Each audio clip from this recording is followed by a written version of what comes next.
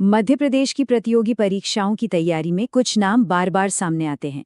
ये वो सांस्कृतिक, साहित्यिक और कला संस्थान हैं जो इस प्रदेश की पहचान है। आज हम इन्हीं संस्थानों की कहानी को समझेंगे ताकि ये नाम सिर्फ रटने की चीज न रह जाएं, बल्कि परीक्षा में सफलता की एक कुंजी बन जाएं। यही वो बुनियाद है, वो फाउंडेशन है जिस पर न सिर्फ प्रदेश की कला और साहित्य का महल खड़ा है, बल्कि प्रतियोगी परीक्षाओं का एक बहुत जरूरी हिस्सा भी टिका हुआ है। तो चलिए इस बुनियाद की पहली ईंट से शुरुआत करते हैं। तो हमारी कहानी शुरू होती है 1950 के दशक से। सोचिए, भारत नया नया आज़ाद हुआ था और मध्य प्रदेश अपनी सांस्कृतिक पहचान को एक नया आकार दे रहा था, और इसी दौर में प्रदेश की पहली सांस्कृतिक संस्थाओं की नींव रखी गई। सबसे पहले साल था 1952। मध्य प्रदेश कला परिषद की स्थापना हुई भोपाल में। आप इसे एक तरह से सभी कलाओं के लिए, मतलब music, dance, drama, fine arts, सबके लिए एक अम्ब्रेला ऑर्गेनाइजेशन समझ सकते हैं, जिसका काम था पूरे प्रदेश में कल्चरल एक्टिविटीज को बढ़ावा देना। कला के बाद बारी आई साहित्य की। ठीक 2 साल बाद 1954 में मध्य प्रदेश साहित्य परिषद बनी। इसका मिशन एकदम साफ था। जहां कला परिषद मंच पर कला को जिंदा रख रही थी, वहीं साहित्य परिषद का काम था किताबों और कॉन्फ्रेंस के जरिए शब्दों को सहेजना, उन्हें बढ़ावा देना। अब हम आगे बढ़ते हैं 1960 और 70s के दशक में। अब तक नींव काफी मजबूत हो चुकी थी, तो राज्य ने अपनी सांस्कृतिक शाखाओं को और फैलाने का फैसला किया। मतलब अब खास विषयों के लिए अलग अलग अकेडमियों की स्थापना होने लगी। 1969 में हिंदी ग्रंथ अकेडमी की स्थापना हुई, पर इसका मकसद थोड़ा अलग था। ये साहित्य के सौंदर्य से ज्यादा शिक्षा की जरूरत पर फोकस्ड थी। इसका मेन काम था कॉलेज और यूनिवर्सिटी के स्टूडेंट्स के लिए हिंदी में अच्छी क्वालिटी की एकेडमिक किताबें और जरूरी स्टडी मटेरियल तैयार करना।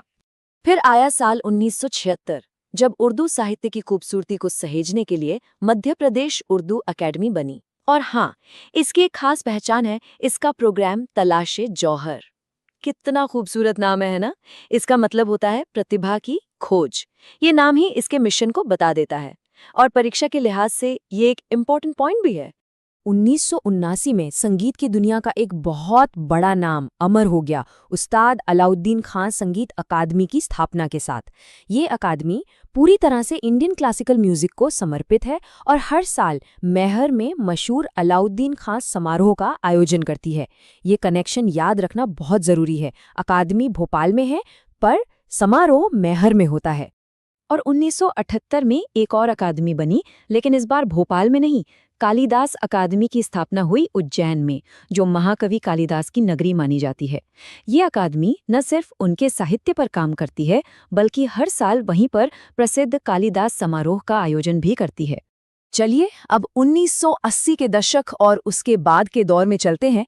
ये वो समय था जब कल्चरल सोच और भी ज्यादा बढ़ी हुई। अब बात सिर्फ एक कला या एक भाषा की नहीं थी, बल्कि मल्टी डिसिप्लिनरी सेंटर्स और दूसरी भाषाओं के लिए भी अकादमियों की स्थापना की थी। और इस दौर का सबसे प्रतिष्ठित, सबसे बड़ा नाम है भारत भवन। ये सिर्फ एक इमारत नहीं है, ये कलाओं का एक पूरा ब्रह्मांड है, एक पूरा यूनिवर्स है, जिसे भोपाल में स्थापित किया गया। इसकी स्थापना की तारीख इतिहास में दर्ज है, 13 फरवरी 1982, और इसका उद्घाटन किसी और ने नहीं बल्कि उस वक्त की प्रधानमंत्री इंदिरा गांधी ने खुद किया था।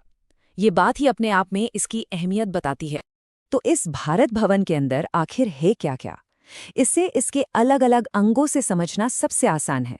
रूपंकर है ललित कला का संग्रहालय, रंगमंडल में थिएटर की दुनिया बसती है, वागर्थ कविता का केंद्र है, अनहद में क्लासिकल और फोक म्यूजिक गूंजता है, और छवि सिनेमा को समर्पित है।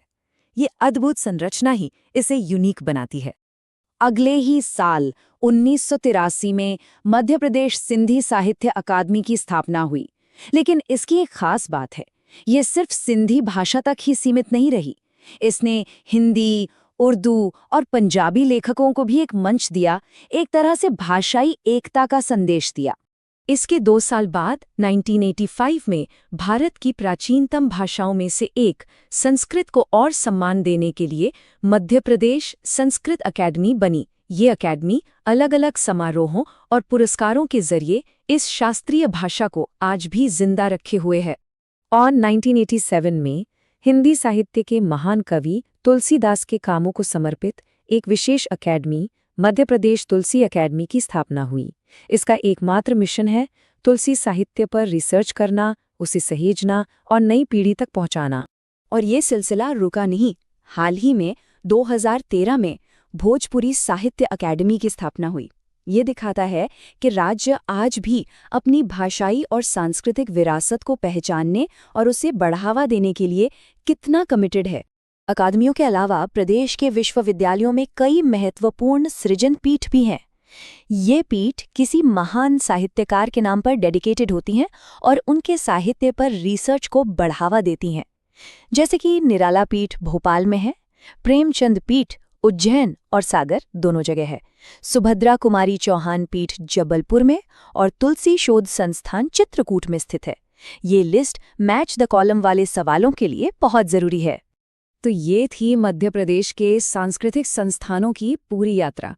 अब परीक्षा के लिए सबसे जरूरी काम करते हैं, एक तेज रिवीजन। चलिए सभी महत्वपूर्ण तारीखों पर एक आखिरी नजर डाल लेते हैं। ये टाइमलाइन देखिए, पूरी कहानी एक नज़र में सामने आ जाती है। चलिए इसे एक साथ देखते हैं। शुरुआत हुई 1952 में कला परिषद से, फिर 1954 में साहित्य परिषद, 1969 में आई हिंदी ग्रंथ अकेडमी, फिर 1978 में कालिदास अकेडमी, 1982 का वो ऐतिहासिक साल भारत भवन और 2013 में भोजपुरी अकेडमी। देखा, इस तरह से याद रखना कितना आसान हो जाता है। तो हमने देखा कि ये संस्थान सिर्फ परीक्षा के फैक्ट्स नहीं है, बल्कि ये मध्य प्रदेश की जीवंत सांस्कृतिक आत्मा की धड़कन है।